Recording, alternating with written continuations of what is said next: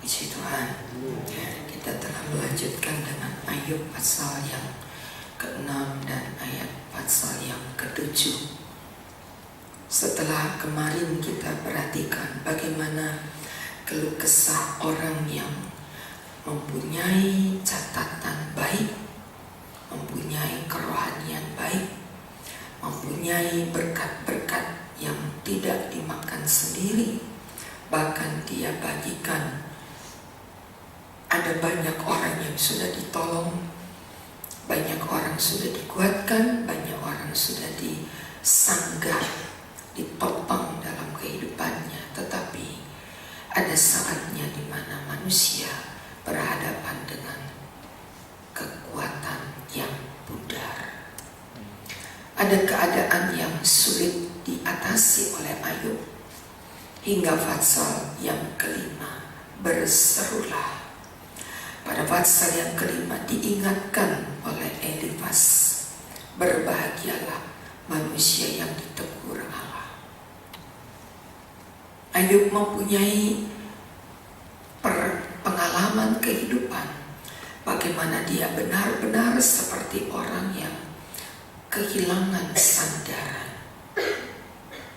Dia bukan seorang jemaat biasa yang baru kenal Tuhan, tapi dia seorang nabi, dia seorang guru, dia seorang penatua, mungkin bisa dikatakan demikian. Dia seorang yang kuat, tetapi ketika semua itu menimpa, begitu kata pasal 4 ayat yang ke-5, engkau menjadi kesal. Manusiawi kita adalah manusia yang cepat berubah dalam situasi dan kondisi tertentu. Manusia yang tidak bertahan ketika dia dalam kondisi yang baik, yang semuanya tidak kekurangan apa-apa dan nyaman hidup, dia dapat berteriak, dia dapat berkata dengan begitu lantang. Tapi ketika hal-hal yang baik itu terasa sudah mulai hilang, maka Ayub menjadi kecewa.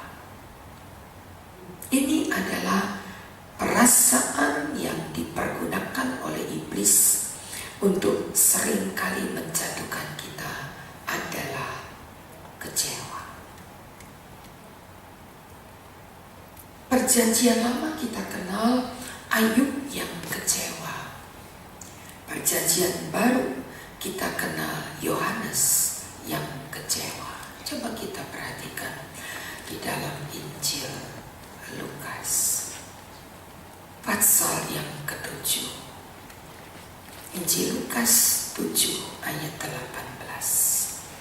Kita bergantian membaca Lukas pasal 7 ayat 18. Ketika Yohanes mendapat kabar tentang peristiwa itu dari murid-muridnya, silakan 19. Ia memanggil 2 orang dari antaranya dan menyuruh mereka bertanya kepada Tuhan, engkaukah yang akan datang itu, atau haruskah kami menantikan seorang lain? Ketika kedua orang itu sampai kepada Yesus, mereka berkata, Yohanes Pembaptis menyuruh kami bertanya kepadamu, engkaukah yang akan datang, atau haruskah kami menantikan seorang lain? 21. Pada saat itu Yesus menyembuhkan banyak orang dari segala penyakit dan penderitaan dari roh jahat, dan dia mengaruniakan penglihatan kepada banyak orang. Pergilah, katakan kepada Yohanes apa yang kamu lihat dan apa yang kamu dengar. Orang buta melihat, orang lumpuh berjalan, orang kusta menjadi tahir, orang tuli mendengar, orang mati dibangkitkan, dan kepada orang miskin diberitakan kabar baik. 23. Dan berbahagialah orang yang tidak menjadi kecewa dan menolak aku. Biasanya orang menjadi kecewa dan orang menolak Yesus. Kalau Perjanjian Lama kita baca tentang Ayub yang kecewa. Perjanjian Baru kita bicara juga tentang Yohanes Pembaptis. Suara di padang gurun yang berteriak untuk pertobatan. Tidak ada satupun yang ditakutkan oleh Yohanes Pembaptis. Herodes pun tidak dapat menakut-nakuti dia. Herodes pun tidak dapat menahan ucapan-ucapan kata dari Yohanes. Tapi ketika dia melihat sampai di dalam penjara, Yesus tidak datang menjenguknya. Yesus tidak mengambil kesempatan menghiburkan Ayub, menghiburkan Yohanes. Mulai bertanya Yohanes, murid-murid sudah berpaling kepada Yesus dan begitu banyak orang meninggalkan Yohanes. Bahkan ketika dia dipenjarakan sekalipun, tidak seorang pun yang peduli. Ada 2 orang yang datang untuk bercakap-cakap dengan Yohanes. Murid ini disuruh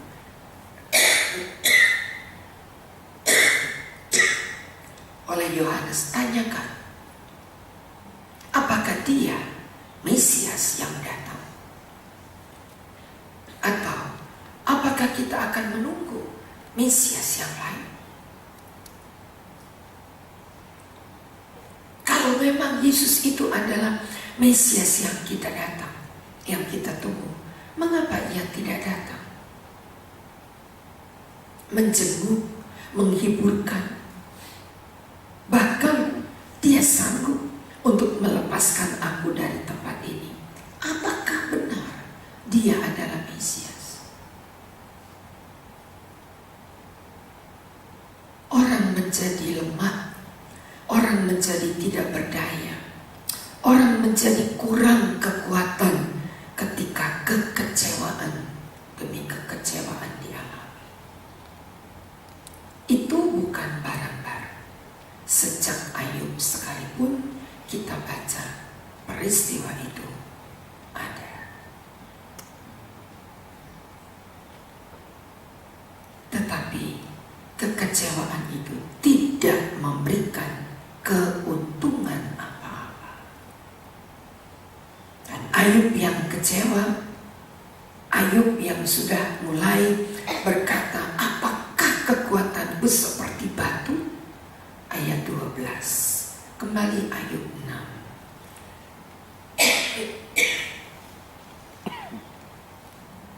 Apakah kekuatanku seperti batu?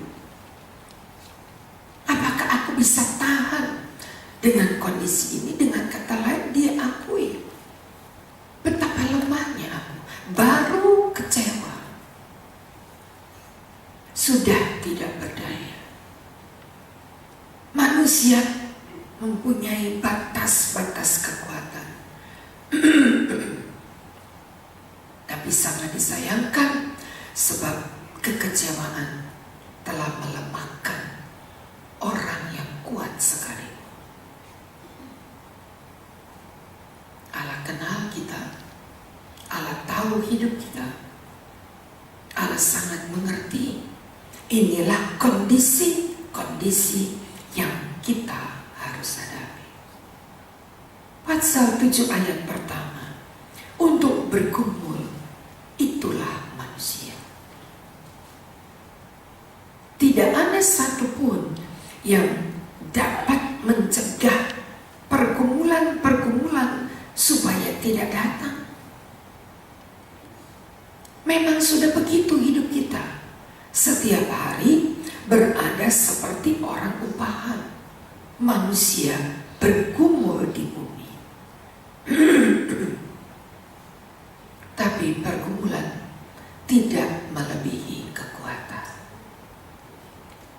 Pergumulan kita tidak melampaui batas kekuatan kita.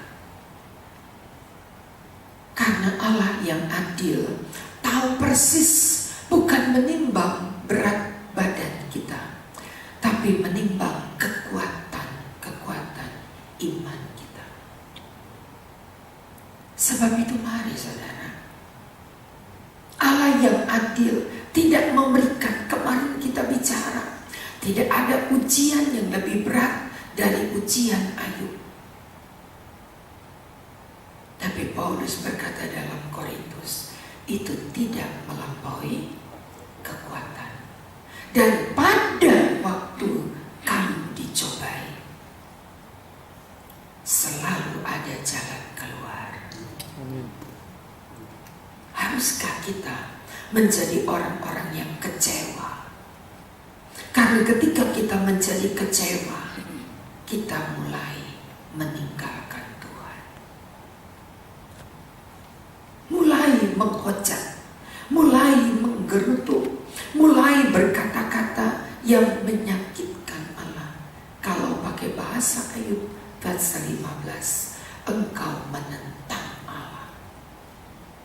Karena pada waktu engkau kecewa, kesal hati, marah, memberontak, pasal 15.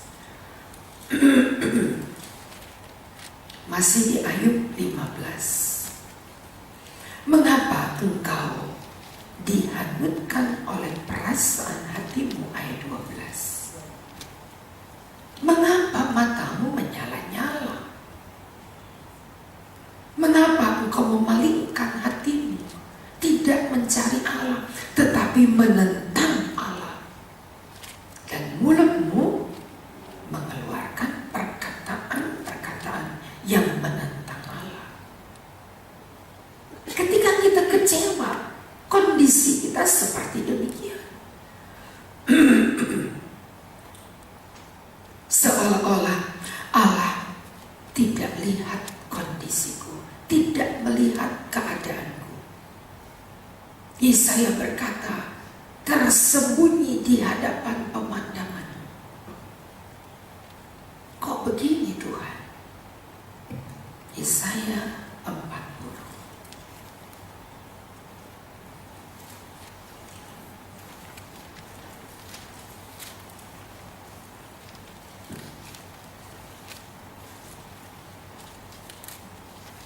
Ayat 27, mengapa engkau berkata demikian?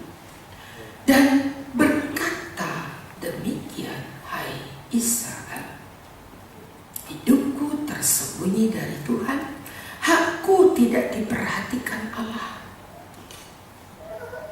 Ngomel, marah, kesal. Apa Tuhan gak lihat aku kayak begini? Apa Tuhan tidak tahu hidupku susah? Apa Tuhan tidak melihat keadaanku tidak berpengharapan? Apa Tuhan tidak lihat aku sakit? Apa Tuhan tidak melihat aku tidak berdaya menghadapi masalah ini? Benarkah kita tidak diperhatikan Allah?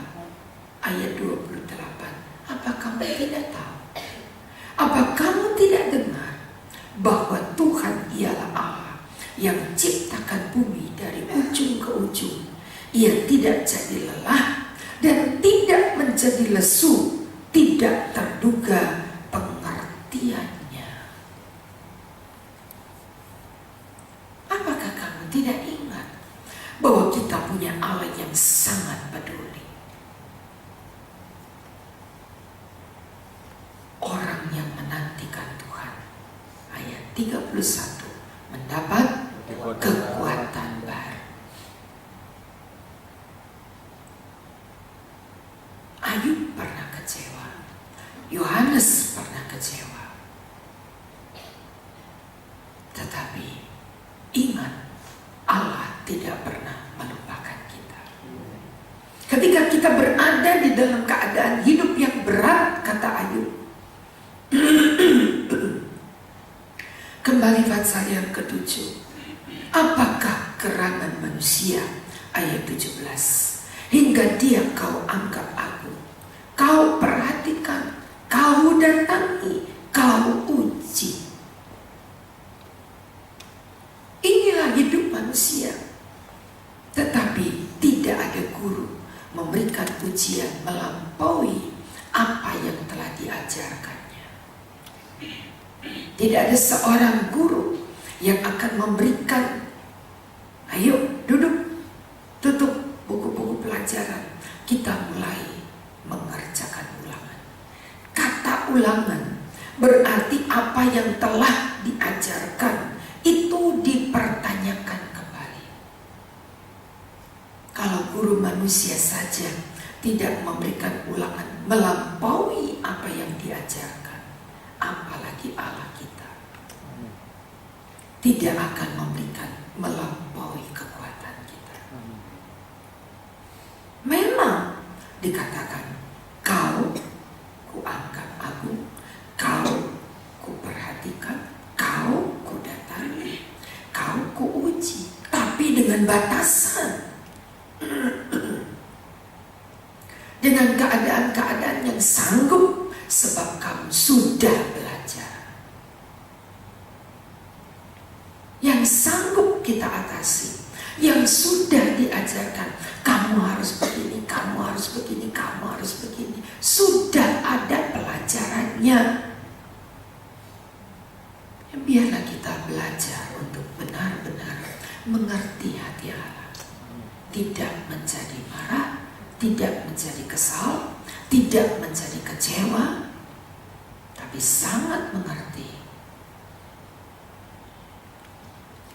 Aku punya Tuhan yang seperti Bapa mengajar anak-anaknya. Begitu kau ajari aku untuk tiap hari semakin bertumbuh dan bertambah dalam pengenalan akan Yesus. Tiap hari, tiap hari. Kita ibadah lagi besok. Kembali Allah ajar kita. Kembali Allah ajar kita untuk melihat ada pertolongan-pertolongan selanjutnya yang disediakan Allah untuk kita. Tidak perlu bertanya bagaimana caranya. Itu bukan urusan kita. Urusan kita, kerjakan ulangan itu. Maka akan selalu ada jalan-jalan keluar, pertolongan Allah yang tidak pernah terlambat, selalu tepat pada waktunya dan seperti apa yang diinginkannya.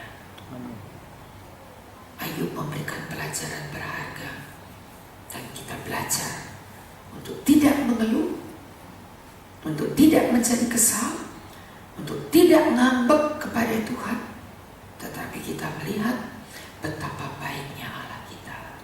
Mari kita berdoa. Kita